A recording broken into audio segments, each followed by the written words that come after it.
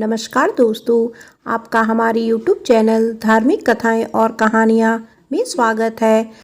आज मंगलवार के दिन सुनिए हनुमान जी की व्रत कथा।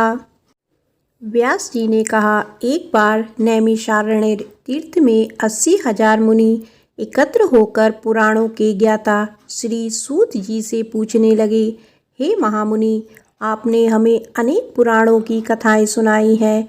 अब आप कृपया करके हमें ऐसा व्रत और कथा बताइए जिसके करने से संतान की प्राप्ति हो तथा मनुष्यों को रोग शोक अग्नि सर्व दुख आदि का भय दूर हो, क्योंकि कलयुग में सभी जीवों की आयु बहुत कम है। फिर इस पर उन्हें रोग चिंता के कष्ट लगे रहेंगे तो फिर वह श्री हरि के चरणों में अपना ध्यान कैसे लगा सकेंगे। श्री सूत जी बोले, हे मुनियों, आपने लोक कल्याण के लिए बहुत ही अच्छा प्रश्न पूछा है। एक बार युधिष्ठिर ने भगवान श्री कृष्ण से लोक कल्याण के लिए यही प्रश्न किया था। भगवान श्री कृष्ण और युधिष्ठिर का संवाद तुम्हारे सामने कहता हूँ, ध्यान देकर सुनो। एक समय पांडवों की सभा में श्री कृष्ण जी बैठे हुए थे। तब युधिष्ठिर ने भगवान श्री कृष्ण से प्रश्न किया, हे प्रभु नंदनंदन गोविंद, आपने मेरे लिए अनेकों कथाएं सुनाई है। आज आप कृपया करके ऐसा व्रत या कथा सुनाइए जिसके करने से मनुष्यों को रोग चिंता का भय समाप्त हो और उसको पुत्र की प्राप्ति हो। हे प्रभु, बिना पुत्र के जीवन व्यर्थ है। पुत्र के बिना मनुष्य नरकगामी होता है। पुत्र के बिना मनुष्य पितृ ऋण से छुटकारा नहीं पा सकता और ना ही उसका पुत्र नामक नरक से उद्धार हो सकता है। अतः पुत्रदायक व्रत बतलाइए। श्री कृष्ण भगवान से बोले, हे राजन, मैं एक प्राचीन इतिहास सुनाता हूँ, आप उसे ध्यानपूर्वक सुनो। कुंडलपुर नामक एक नगर था। उसमें नंदा नामक एक ब्राह्मण रहता था। भगवान की कृपा से उसके पास सब कुछ था, फिर भी वह दुखी था। इसका कारण यह था कि ब्राह्मण की स्त्री सुनंदा के कोई संतान नहीं थी। सुनंदा पतिव्रता थी, भक्ति पूर्वक श्री हनुमान जी की आराधना करती थी। मंगलवार के दिन व्रत करके अंत में भोजन बनाकर हनुमान जी को भोग लगाने के बाद स्वयं भोजन करती थी। एक बार मंगलवार के दिन ब्राह्मणी गृह कार्य की अधिकता के कारण हनुमान जी को भोग ना लगा सकी तो इस पर उसे बहुत दुख हुआ। उसने कुछ भी नहीं खाया और अपने मन में प्रण किया कि अब तो अगले मंगलवार को ही हनुमान जी को भोग लगाकर अन्न जल ग्रहण करूंगी। ब्राह्मणी सुनंदा प्रतिदिन भोजन बनाती, श्रद्धापूर्वक पति को खिलाती, परंतु स्वयं भोजन नहीं करती और मन ही मन श्री हनुमान जी की आराधना करती रहती। इसी प्रकार 6 दिन गुजर गए और ब्राह्मणी सुनंदा अपने निश्चय के अनुसार भूखी प्यासी निराहार रही। अगले मंगलवार को ब्राह्मणी सुनंदा प्रातःकाल ही बेहोश होकर गिर पड़ी। ब्राह्मणी सुनंदा की इस असीम भक्ति के प्रभाव से श्री हनुमान जी बहुत प्रसन्न हुए और प्रकट होकर बोले, सुनंदा, मैं तेरी भक्ति से बहुत प्रसन्न हूँ, तू उठ और वर मांग।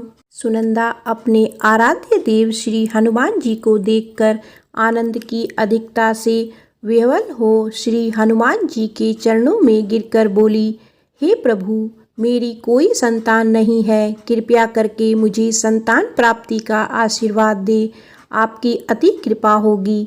श्री महावीर जी बोले, तेरी इच्छा पूर्ण होगी, तेरी एक कन्या पैदा होगी, उसके अष्टांग प्रतिदिन सोना दिया करेंगे। इस प्रकार कहकर श्री महावीर जी अंतर्ध्यान हो गए।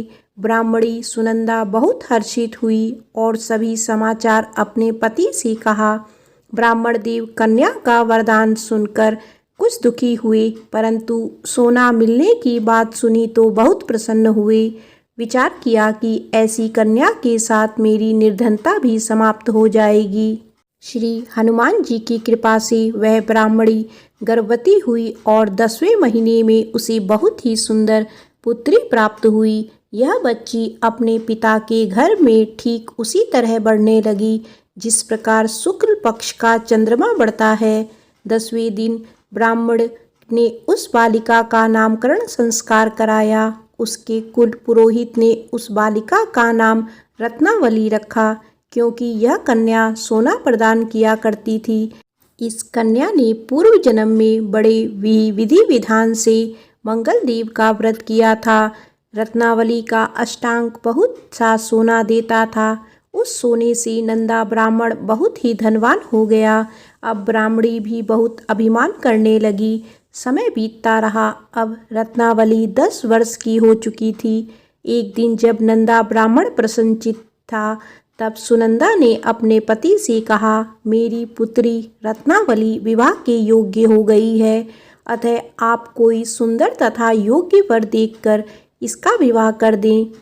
यह सुन ब्राह्मण बोला, अभी तो रत्नावली बहुत छोटी है। तब ब्राह्मणी बोली, शास्त्रों की आज्ञा है कि कन्या 8वें वर्ष में गौरी, 9 वर्ष में राहिणी, 10वें वर्ष में कन्या, इसके पश्चात रजस्वला हो जाती है। गौरी के दान से पाताल लोक की प्राप्ति होती है, राहिणी के दान से वैकुंठ लोक की प्राप्ति होती है, कन्या के दान से इंद्र लोक में सुखों की प्राप्ति होती है। अगर हे पतिदेव रजस्वला का दान किया जाता है तो घोर नरक की प्राप्ति होती है। इस पर ब्राह्मण बोला, अभी तो रत्नावली मात्र 10 ही वर्ष की है और मैंने तो 16-16 साल की कन्याओं के विवाह कराए हैं, अभी जल्दी क्या है। तब ब्राह्मणी सुनंदा बोली, आपको तो लोभ अधिक हो गया है लगता है। शास्त्रों में कहा गया है कि माता पिता और बड़ा भाई रजस्वला कन्या को देखते हैं तो वो अवश्य ही नरकगामी होते हैं। तब ब्राह्मण बोला, अच्छी बात है, कल मैं स्वयं ही योग्य वर की तलाश में अपना दूत भेजूंगा।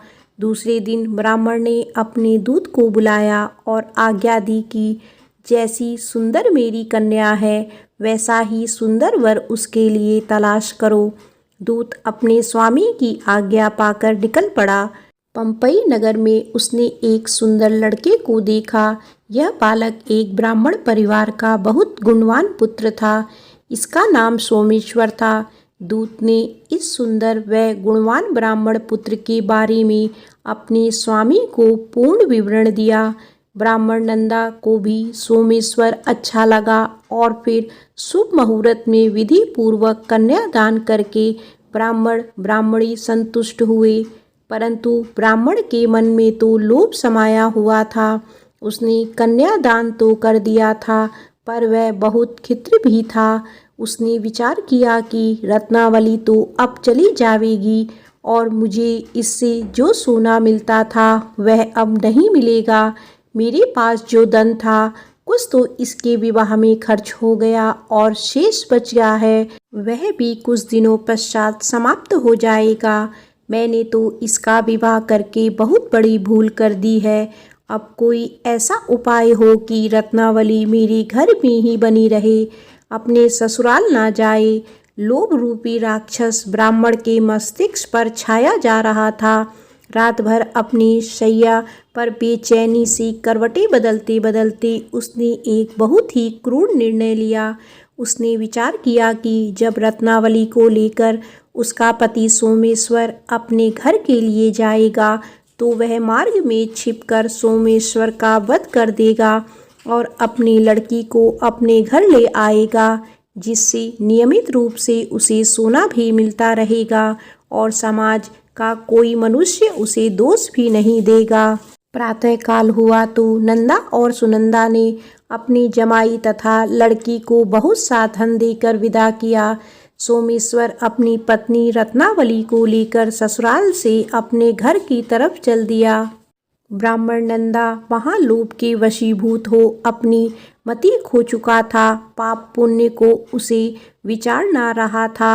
अपने भयानक व क्रूर निर्णय को कार्य रूप देने के लिए उसने अपने दूत को मार्ग में अपनी जमाई का वध करने के लिए भेज दिया था, ताकि रत्नावली से प्राप्त होने वाला सोना उसे हमेशा मिलता रहे और वो कभी निर्धन ना हो।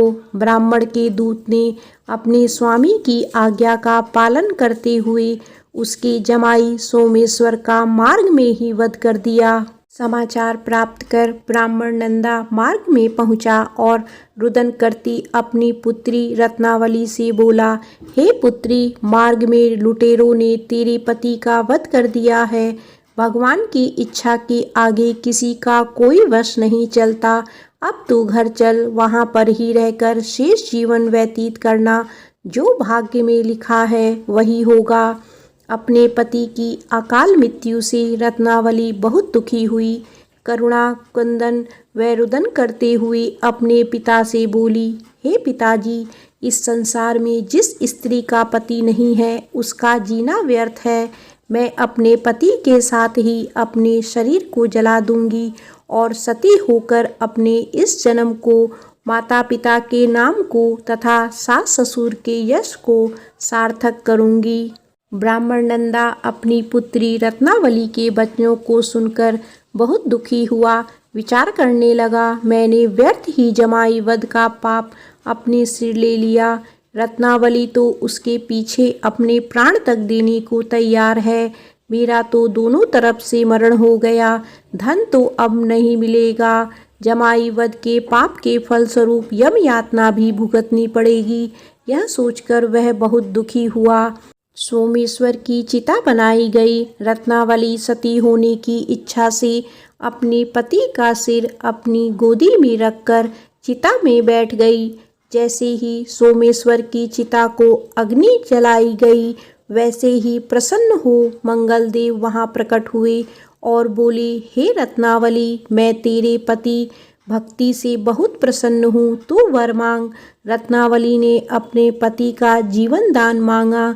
तब मंगलदेव बोले, रत्नावली, तेरा पति अजर अमर है, यह महान विद्वान भी होगा और इसके अतिरिक्त तेरी जो इच्छा हो वर मांग। तब रत्नावली बोली, हे ग्रहों के स्वामी, यदि आप मुझ पर प्रसन्न हैं तो मुझे वरदान दीजिए कि जो मनुष्य मंगलवार के दिन प्रातःकाल लाल पुष्प लाल चंदन से पूजा करके आपका स्मरण करे, उसको रोग व्याधि ना हो, स्वजनों का कभी वियोग ना हो, सर्प अग्नि तथा शत्रुओं का भय ना हो। जो स्त्री मंगलवार का व्रत करे वह कभी विधवा ना हो। मंगलदेव तथा अस्तु कहकर अंतर्ध्यान हो गए। सोमेश्वर मंगलदेव की कृपा से जीवित हो उठा। रत्नावली अपने पति को पुनः प्राप्त कर बहुत प्रसन्न हुई और मंगलदेव का व्रत प्रत्येक मंगलवार को करके व्रतराज और मंगलदेव की कृपा से इस लोक में सुख ऐश्वर्य को भोगते हुए अंत में अपने पति के साथ स्वर्ग लोक को गई। प्रेम से बोलो पवन पुत्र हनुमान की जय। आइए सुनते हैं मंगलवार व्रत की दूसरी कथा। केशव दत्त नाम का एक ब्राह्मण था जो अपनी पत्नी अंजनी के साथ ऋषिनगर गांव में खुशी से रहता था। गांव के सभी लोग ब्राह्मण परिवार का बहुत सम्मान करते थे। उसके पास खूब धन संपत्ति थी, लेकिन उसकी कोई संतान नहीं थी। इस कारण दोनों पति पत्नी दुखी थे। पुत्र प्राप्ति के लिए दोनों हनुमान जी की पूजा करने लगे। ब्राह्मण हर मंगलवार जंगल में हनुमान जी की पूजा करने के लिए जाता। पत्नी घर में ही महावीर का व्रत रखा करती थी। दोनों शाम को बजरंगबली को भोग लगाकर व्रत खोलते थे। ब्राह्मण और उसकी पत्नी को हनुमान जी की पूजा करते करते कई साल बीत गए, लेकिन उन्हें संतान नहीं हुई। एक समय आया जब ब्राह्मण निराश हो गया, परंतु उसने बजरंगबली पर विश्वास नहीं छोड़ा। दोनों पति पत्नी विधिवत व्रत रखते रहे। एक मंगलवार अंजलि हनुमान जी को भोग लगाना भूल गई और दिन ढलने के बाद खुद भी बिना भोजन किए सो गई। उस दिन ब्राह्मण की पत्नी ने प्रण लिया कि वो अब अगले मंगलवार को भोग लगाने के बाद ही अन्न का दाना खाएगी। बिना कुछ खाए पिए किसी तरह से 6 दिन निकल गए। मंगलवार का दिन आया और कमजोरी के चलते वे बेहोश हो गई। हनुमान जी अंजलि की निष्ठा देखकर प्रसन्न हो गए। बेहोशी में ही ब्राह्मणी को हनुमान जी ने दर्शन दिए और कहा, पुत्री उठो, तुम हर मंगलवार पूरी निष्ठा के साथ मेरा व्रत करती हो। मैं तुम्हारी भक्ति से बहुत प्रसन्न हूँ। इस बात से खुश होकर मैं तुम्हारी मनोकामना पूरी करने का वरदान देता हूँ। तुम्हें पुत्र की प्राप्ति होगी जो तुम्हारा खूब ध्यान रखेगा। इतना कहकर बजरंगबली वहाँ से अंतर्ध्यान हो गए। तभी अंजलि उठी और भोजन तैयार करके उसने सबसे पहले हनुमान जी को भोग लगाया। इसके बाद खुद भी भोजन किया। केशव दत्त घर लौटा तो ब्राह्मणी ने उसे पूरी बात बताई। पुत्र वरदान की बात सुनकर ब्राह्मण को यकीन नहीं हुआ और वह अपनी पत्नी पर शक करने लगा। उसने अपनी पत्नी से बोला, तुम झूठ बोल रही हो, तुमने मेरे साथ धोखा किया है। कुछ समय बाद ब्राह्मण के घर एक सुंदर पुत्र का जन्म हुआ। दोनों ने उसका नाम हनुमान जी के नाम पर मंगल प्रसाद रखा। ब्राह्मण को हमेशा यही लगता था कि उसकी पत्नी उसे झूठी कहानी सुनाई है और उसके साथ छल किया है। यह सोचकर वह बच्चे को मारने की साजिश करने लगा। एक दिन मौका देखकर ब्राह्मण कुएं पर नहाते जाते समय बच्चे को अपने साथ ले गया। वहां उसने बच्चे को कुएं में फेंक दिया।